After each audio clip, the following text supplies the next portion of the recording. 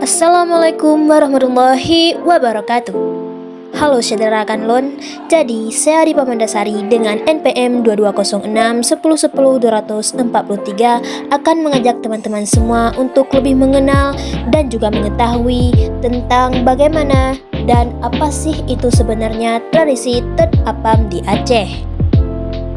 Jadi pada video saya kali ini saya akan mengajak teman-teman semua untuk lebih mengetahui dan mengenal tentang tradisi Tet Apam ini.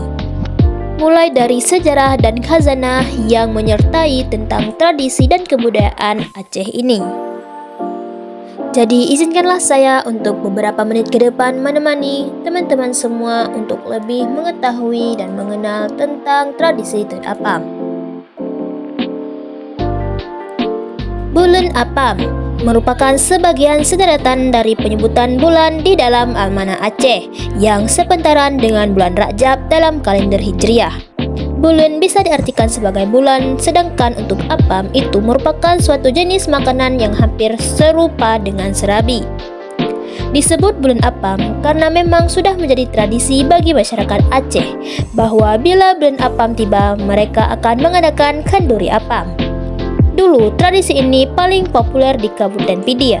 Mungkin karena itu pula sangat terkenal bagi orang di luar kabupaten itu dengan sebutan Apam Pidia. Apam sendiri adalah masakan tradisional Aceh yang terbuat dari adonan tepung.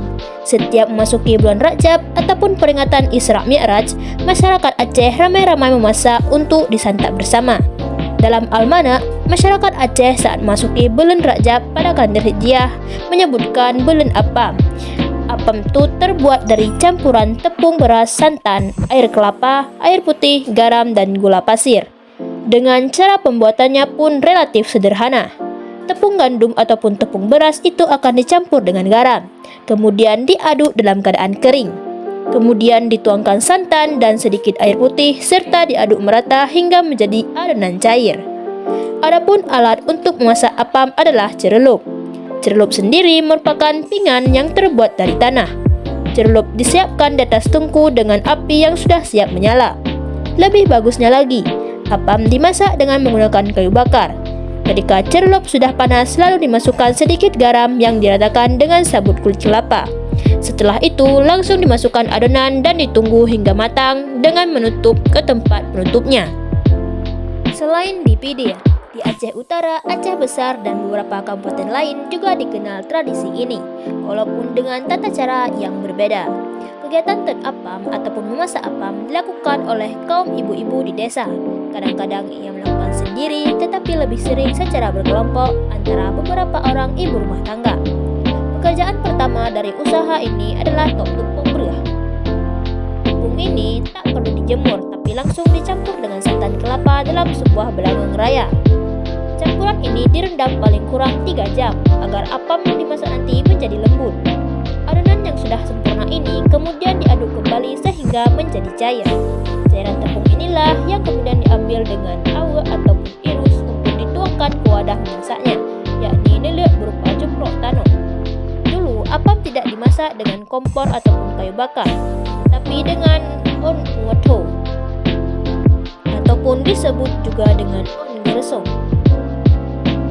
Apam itu sendiri paling sedap bila dimakan dengan kuahnya, yaitu berupa kuah santan yang campur dengan pisang, ataupun nangka yang masak setelah gula tersebut biasanya disebut dengan kuah tuhe. Bagi yang alergi kuah tuhe, mungkin karena terlalu dalam bahasa Aceh disebut luih, kuah apam pun dapat pula dimakan bersama kukuran kelapa yang dicampur dengan gula.